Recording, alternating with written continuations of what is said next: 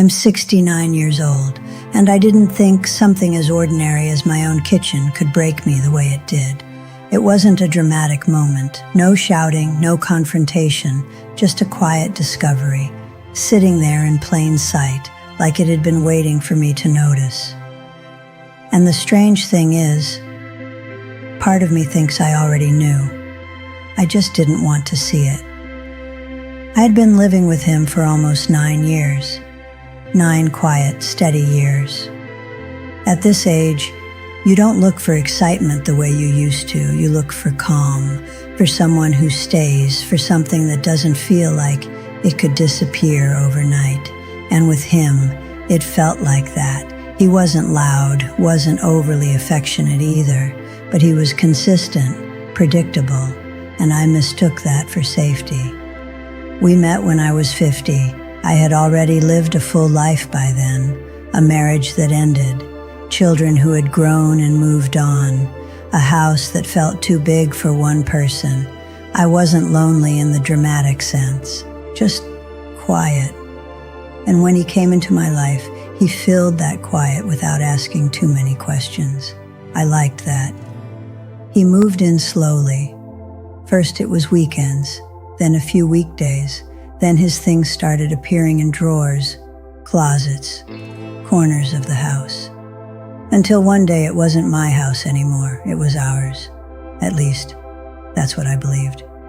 We had routines, morning coffee, evening television, simple dinners, nothing complicated, nothing worth questioning. That's how comfort works. It settles in so gently. You don't notice when it stops being real. He handled groceries most of the time, said he liked doing it, said I should rest. I didn't argue. It felt like care. It felt like someone finally taking something off my shoulders. And for years, I let him. There were small things, of course, things you notice but don't stop for. He was protective of his phone, always turned away slightly when he used it.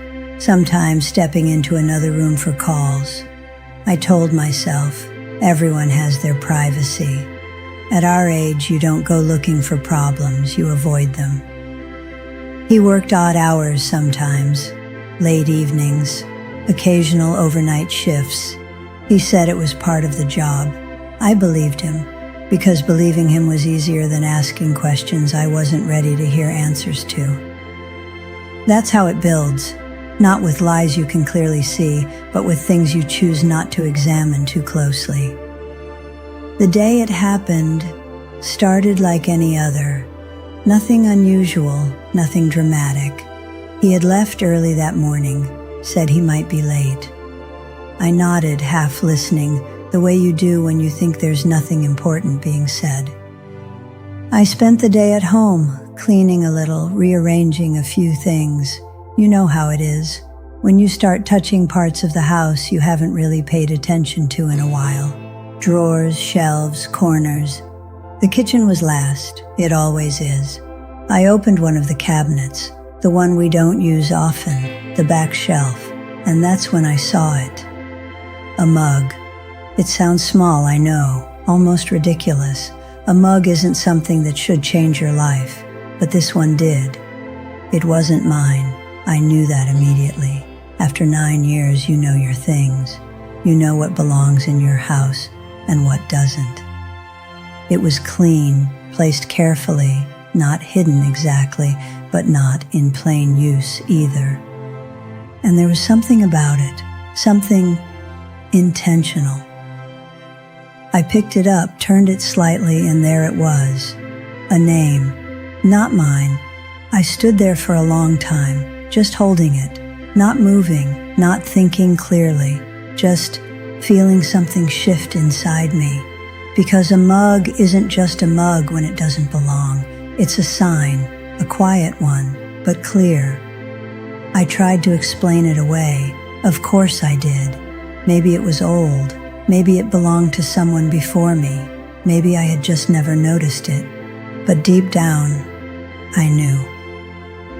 We don't keep things for no reason, especially not things like that. I opened more cabinets, slower now, more carefully.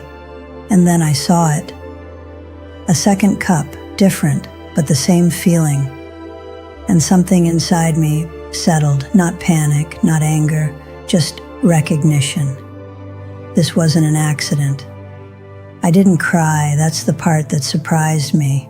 At 69, you don't react the same way you did when you were younger. You don't explode. You don't fall apart immediately. You go quiet. I put everything back exactly where I found it, closed the cabinet, stood there, and I started remembering. The late nights, the phone calls taken in another room, the weekends he was busy, the way some questions were answered, but not really. All the small things, the ones I had let pass, they lined up perfectly, too perfectly. I sat down at the kitchen table, same table we had shared meals on for years, same table where everything felt normal. And suddenly, it didn't. It felt like I was sitting in someone else's life. I didn't call him, I didn't message. Because what would I say? I wasn't ready for the answer.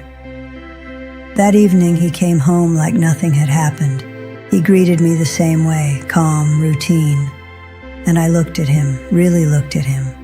And for the first time, I saw distance, not physical, something else.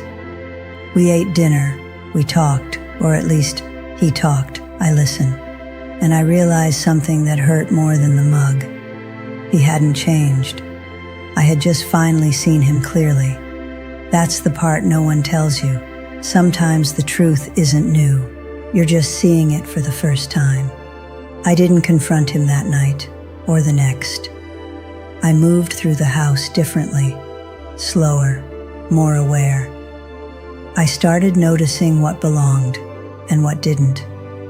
And once you see it, you can't unsee it. Days passed, quiet ones, heavy ones, and I thought about something I had avoided for years. Why I never asked questions. It wasn't because I trusted him completely. It was because I was afraid of losing what felt stable. At this age, you don't want to start over. You don't want to rebuild. So you accept things, even when they don't fully make sense. Until one day, they do. I eventually asked him, not loudly, not emotionally, just simply, "Who is she?" He didn't look surprised. That hurt more than anything. There was no denial, no dramatic reaction, just silence. And in that silence, everything was confirmed. It hadn't been recent. That's what he said. It had been ongoing. I didn't ask for details. I didn't need them. The truth was already sitting in my kitchen. That night I didn't sleep, not because I was overwhelmed, but because I was clear in a way I hadn't been for years. In the morning I made my coffee, sat at the same table, and I looked around. The house was the same, but it didn't feel like mine anymore. Not because of him, because of what I had allowed. That's the part that stays with you, not just what someone else did, but what you ignored, what you chose not to see. I didn't leave immediately. Life isn't that simple, but something inside me had already stepped away. And once that happens, there's no going back. Now, when I stand in my kitchen, I don't see the same space. I see the moment I finally understood something. Comfort isn't always truth. Routine isn't always honesty. And silence doesn't mean everything is okay. Sometimes it just means no one is asking the right questions. If you're listening to me, I won't tell you what to do. I know how hard it is to face something that might change everything. But I will say this. If something feels off, don't rush past it. Don't explain it away too quickly, because the things we ignore don't disappear. They wait. quietly, until one day you open a cabinet and finally see them. I'm 69 years old, and what I found in my kitchen wasn't just a mug. It was the truth I had been avoiding for years.